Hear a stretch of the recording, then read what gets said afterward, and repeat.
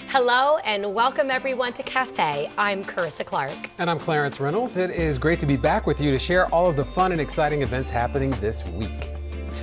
So let's start off with the Orlando Science Center. That life exhibit is amazing. So good. If you have not been and have not seen it, here's a preview. Take a look.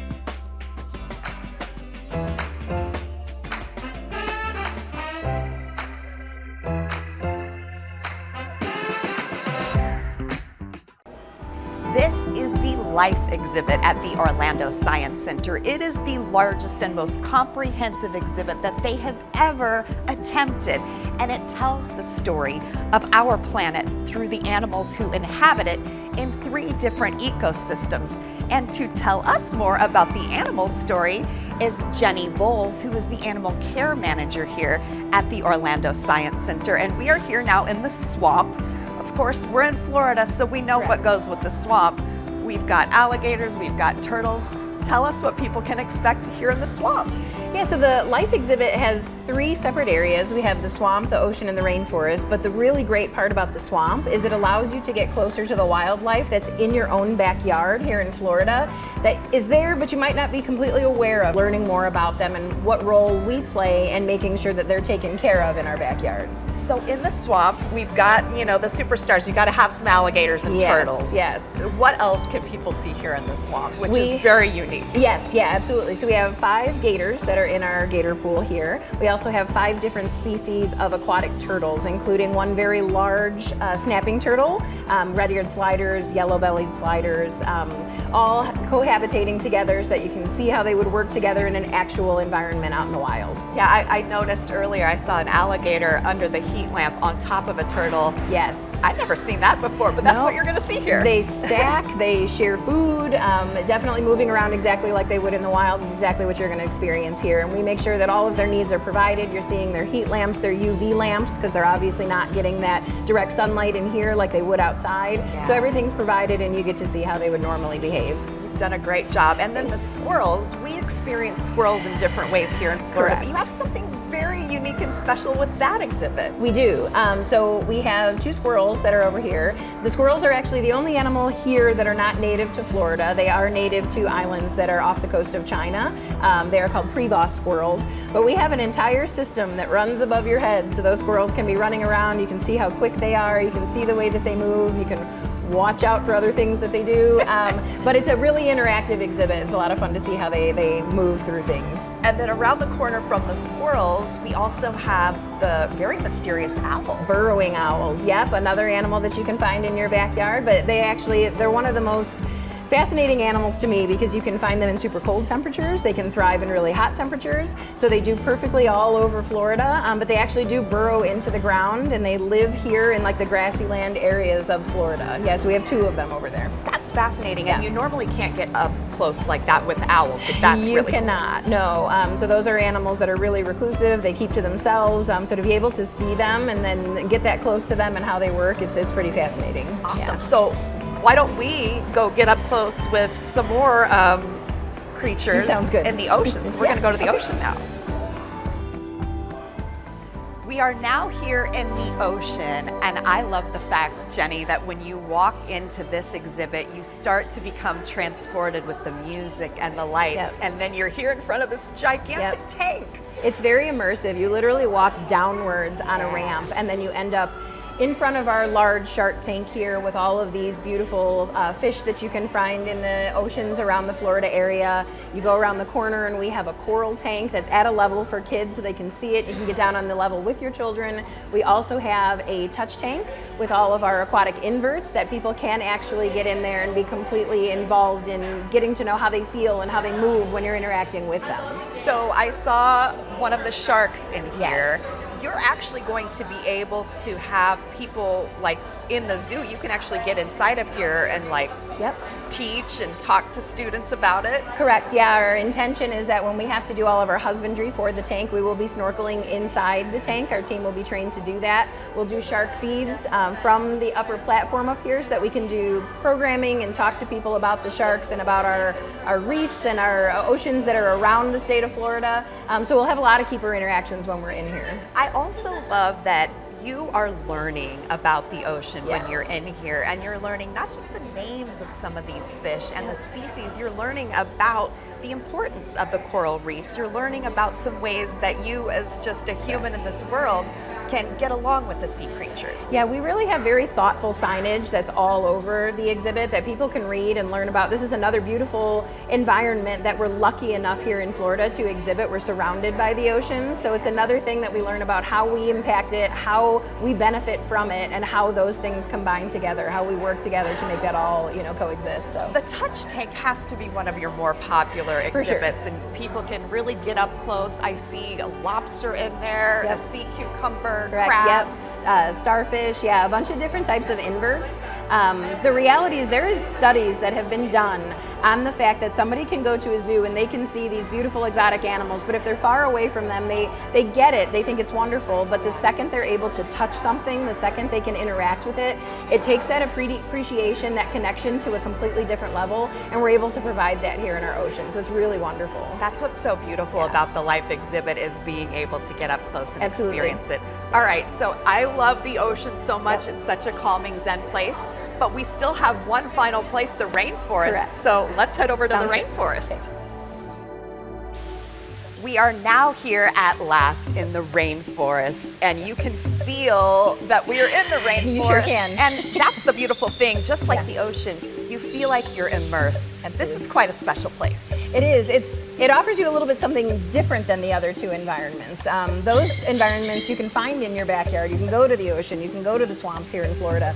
The rainforest is something that if you can't find a place like here at the Orlando Science Center, you'd never be able to experience these animals. You get the hot, humid temperatures here in Florida, but not this lush environment and the animals that are in it. It is the immersive rainforest experience. Obviously, we know we've got some company behind do. us as one of the animals in the exhibit. So tell me a little bit about, let's talk about the birds first, because Sure. you've got birds flying overhead. We do. So we have a perch over here where we have our sun conures. This is a mated pair, Rio and Tika. We also have free-flighted birds in the exhibit, 15 of them that are roaming the exhibit, flying around, going in and out for their food sources. We have a two-toed sloth in the exhibit, red-footed tortoises. Behind us we have a waterfall with our cichlids.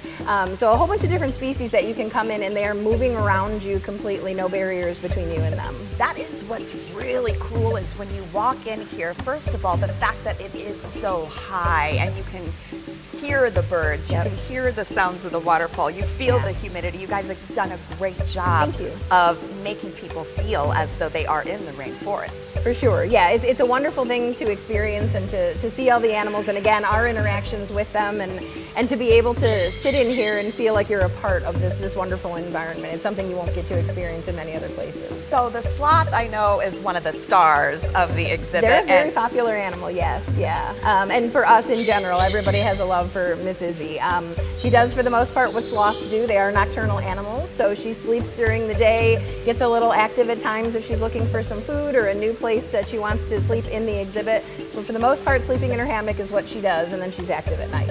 This is really the showstopper here, isn't it? And you've really taken on quite a lot of challenges in interacting and being able to get all these species in one place. It's not an easy task. It is not. Every single exhibit that you find here at the Science Center is a mixed species exhibit, which means that you have to take it into account as an individual species, what are the needs of that animal, but how do those needs affect the next animal, and is that going to negatively impact them? And if it is, you have to make adjustments to figure out how they can coexist and all of them have those needs met in a positive way. It's a lot of moving pieces that are hard sometimes to figure out. I'm glad you guys have figured it out, but it's also so satisfying to see the people walk in here and really feel transported. Absolutely. And when you see the people come in and how excited they are to be here, how happy they are, you see the little kids getting excited to see animals that they've maybe only seen in pictures.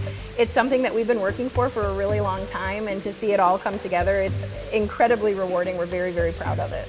Well, you heard it. If you can't experience the rainforest in person off in another continent, you can experience it here at the Orlando Science Center as part of the Life exhibit. Jennifer Voles, thank you so much for joining us, the Animal Care Manager here at the Orlando Science Center. So to check out more information about the Life exhibit or the Orlando Science Center in general, you can check out their website at osc.org.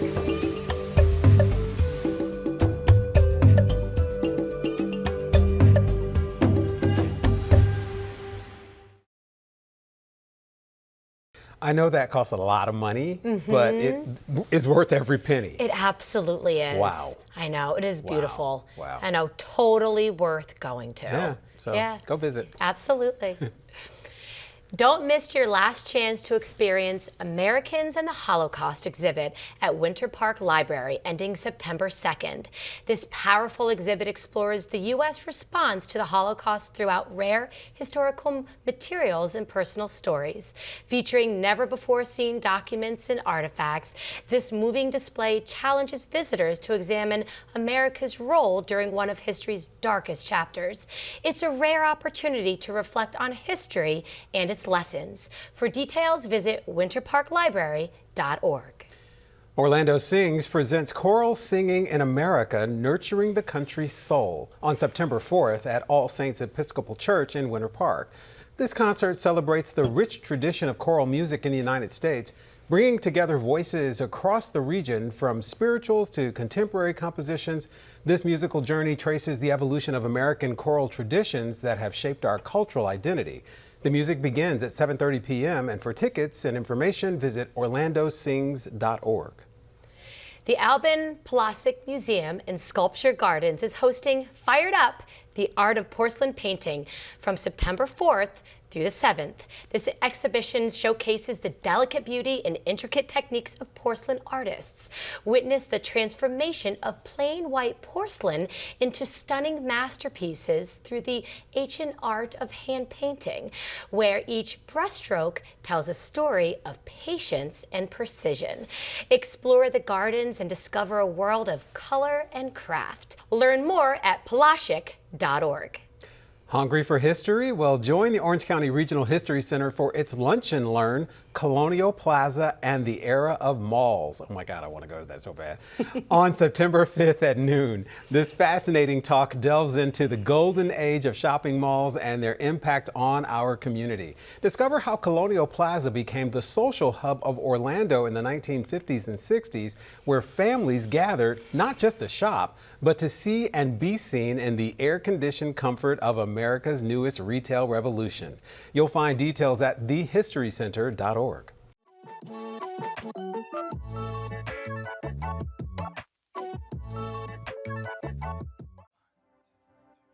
'Tis the season for hurricanes. Welcome to Florida, and John Mulhall is here. He is the Communications Warning Coordinator for Orange County Emergency Management. Thank you for being with us. Oh, thank you for having me. So let's talk about hurricane preparedness. We hear it all the time, and if you live in Florida, it might go over your head because you hear it so often, but it is real and getting realer as time goes on. What should we be doing? Well, and this is the time of year to really be doing it because on paper, hurricane season is June to November. But realistically, the heaviest part, the most intense part is August, September, October. So this is the time now we're in hurricane season, but if you haven't done your preparations, you want to go ahead and do it now. What are the main prep things we should do to get ready? Wow, there are so many things to do. So first off, I'm going to guide you to our website, ocfl.net/storm, and there's a whole bunch of information there so you can pick and choose what you need for your special circumstances. But realistically, the number one thing is have a plan. So think about what could happen to you if there's a hurricane. Can your house stand up to strong winds? Are you in an area that might flood? If you had to leave your home, where would you go? One of the big hazards that comes out of hurricanes a lot of times, especially here inland, is we lose power. So what would you do if you had no electricity in your house for days, maybe even weeks? So start there, think about the different things that are involved in a hurricane, and start thinking about what you and your family uniquely might need. Excellent. And you know, John, here in Florida, you mentioned special circumstances. We have a lot of elderly people. We've got people who have disabilities. Should they be looking at hurricane preparedness in any different way? Very much so. So one of the things that often gets overlooked in preparing for hurricanes is things like those medical needs, prescription drugs. Make sure you have an adequate supply of those if the drugstore is closed in advance of the hurricane. But what we have here throughout the state, but we do a really good job in Orange County, is what we call our People with Special Needs program. And what it does, this is intended for those people who don't have a medical condition that's severe enough that maybe would put them in a hospital or a nursing home or assisted living. They're living on their own at home, but maybe they're dependent on oxygen, or maybe they have something that would require them to need electricity. So what we do is we ask people with those special needs, elderly is a good example, or they may have medical needs that come with being elderly, that to register in advance. So they can do that, again, go into that website, ocfl.net/storm, or by calling 311, which is our Government Information Center. And what will happen is our experts in health services, they'll take your information, and then if there is a storm, we will open special shelters for the folks on this registry that provides a little bit of extra medical care, really strong generators so the electricity doesn't flicker, meals specifically for people who may have dietary restrictions.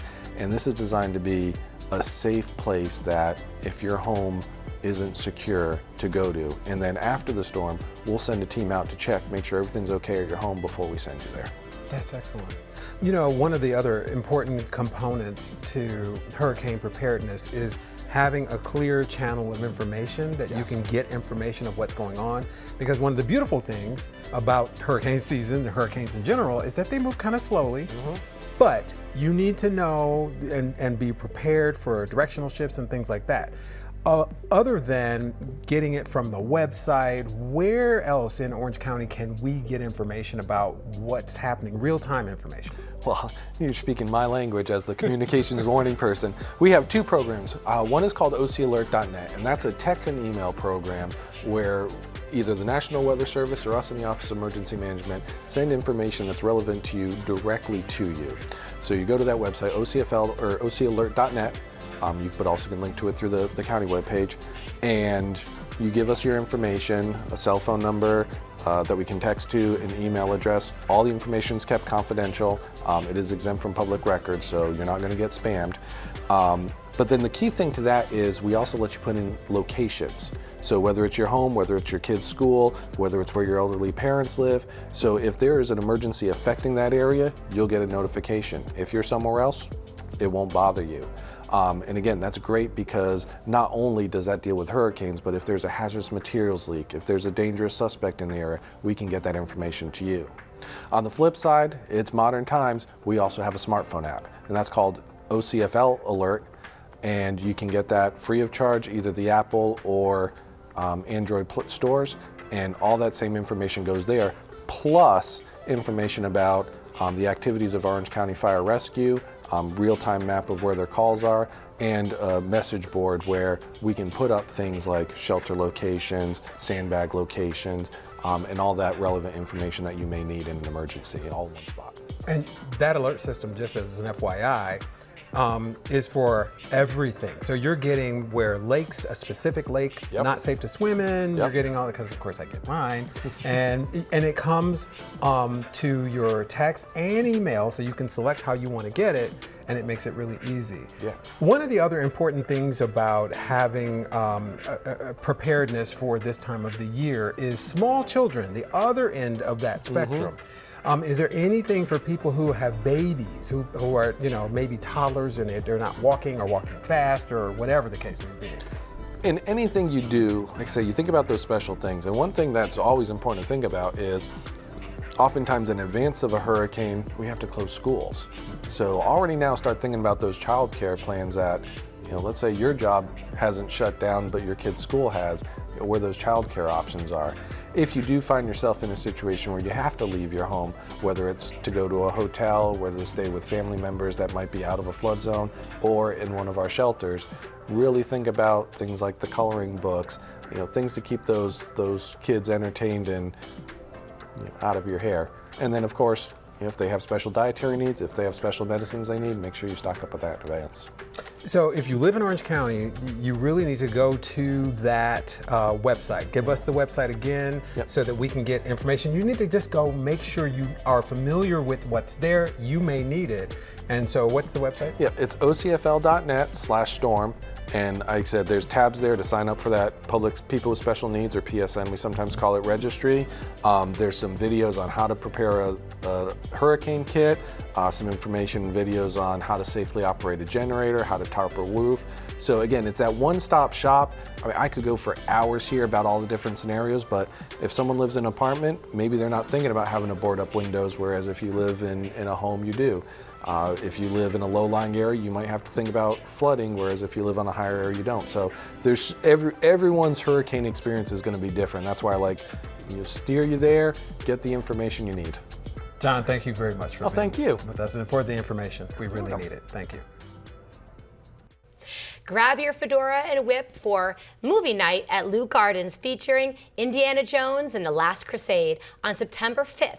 The film starts at 8:30 p.m. amidst the beautiful botanical gardens.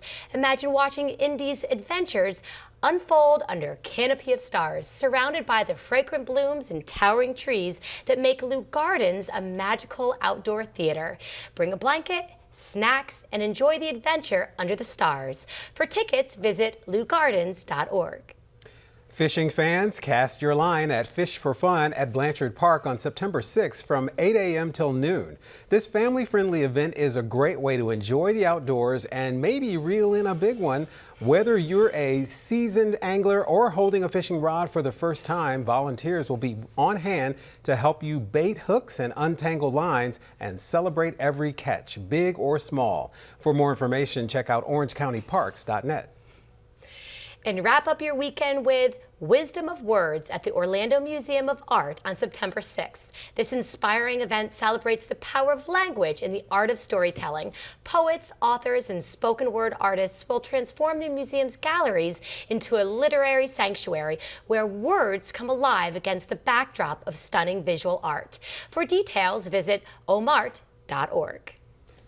A little bit of everything. Yes. A little bit of something for everybody. I'm excited. It's a good week. It is really, really good. Yeah. I love all of it. Get out there and enjoy. Yes, beautiful, inspiring, intelligent. Yes. Who doesn't love that? Exactly. Yes, good. Well, that wraps up this week of events. If you have one you'd like to share with us for next month, send us an email at cafe@ocfl.net. I'm Carissa Clark. And I'm Clarence Reynolds. Remember to join us next week to see what is new and exciting in your community.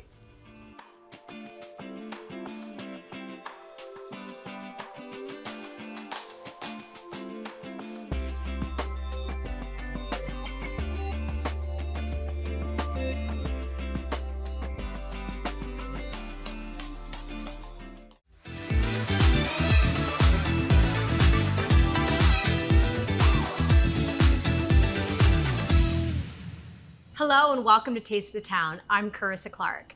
I'm here at Teak Neighborhood Grill in Metro West Orlando, and I have the pleasure of introducing you to their chef, Chef Anthony. Chef Anthony, thank you. Thank you for having me. I am so excited to be here because I'm a huge fan of a burger, and I know that you are known for your burgers. Oh yeah. So he just loves to create, and I'm excited to learn about it. So please tell everyone at home, what type of burger do you have here today? We got the Graceland. The Graceland, and Yes. what does that mean? It's inspired by the Elvis Presley. Okay. Elvis Presley, how so? Well, everybody knew he liked the peanut butter and bananas on his burgers. So, See, I may be a little embarrassed to say I don't think I knew that. yeah. Oh my goodness. That's So true. wait, there's peanut butter? There's peanut butter on this, fried bananas, there's some salt, there's some sweet, there's some spicy in it. Oh my goodness, Chef So, Anthony, yeah. I love this. Yeah, so- I love this. This is very, very cool. Well, kindly start to build. I cannot wait. All right, here we go. All right. So we started with a pretzel bun. One of my favorites. We're gonna do peanut butter. Right on the bottom bun. And now we're gonna do an in-house spicy apple chutney. Ooh, Yes. spicy apple chutney. Now, what inspires you to come up with something like this? I think it's just more traveling to different spots, Okay. different restaurants and whatnot, and seeing what they have that's really nichey, but not to be a copycat. It's like what they say is one recipe has $1 million recipes. Okay. So I kind of just switch I it. love that. So he pull it from travels here. for inspiration. Right. That's very cool. And after that, we're gonna do the smash patties. There's 2 of them. 2. Has provolone cheese. Okay. So we are layering. Yes, Look ma'am. at that. Then we're gonna do our bacon. The bacon. And then we have potato strings. Fried potato strings. Okay. And we have the bananas. So now we have our bananas that are fried. I love fried bananas. I don't know if you at home love them as well. Chef Anthony, this is going to be my first. Oh, This yeah. is incredible. So like if you're ever hosting at home and you want to get really creative, and if you're having a really fun celebration, you're having a bunch of people over in the back, like really think out the box like Chef Anthony here and be creative. Like this looks absolutely incredible. So before I take the bite that I cannot wait to take, I know that you're famous for a few different things you like to host throughout the week. And I know that one of them in particular is called Music Bingo Brunch. And I hear it's a great time. Right. Is that themed as well? Do you do Yes. themes for that? Themes, a different theme every weekend. So that they're making a lot of effort. Who doesn't love a theme? Who doesn't love to have something to do with family and friends? I think that's a really big deal. I bet that's really popular. It's really popular and it's really fun. And you have a delicious brunch menu as Oh well. yes, a lot of niche stuff on our merch menu too. Really? Yes. Oh my goodness. If I had it my own way, I would taste everything that they had here because I'm also a huge fan of brunch. So I'm going to have to come do that one yes. time. Okay. So this is going to be my first. I have never in my life ever had peanut butter and the fried bananas. And I think this is awesome. Okay. So here I go. And I'm going to take a taste. I'm going to pick us up. I'm going to go from the back side. Look at this. And I have on my side the apple chutney. I see the Parmesan. I see the peanut butter. Wow. Okay. See the bananas up there. Here we go. Let's do it. Mmm. Mmm. Mmm. That is so good. That is really good. Anthony, I love it. Thank you. Mmm. Like I could have another bite. Like I'm not kidding. That was wonderful. Thank you. I appreciate it. I encourage you to keep traveling and continue to be inspired. And I hope that this inspires you at home. Please go to our website for more details. I invite you to come here to Teak Neighborhood Grill for your taste of the town. Until then, I'll see you around town.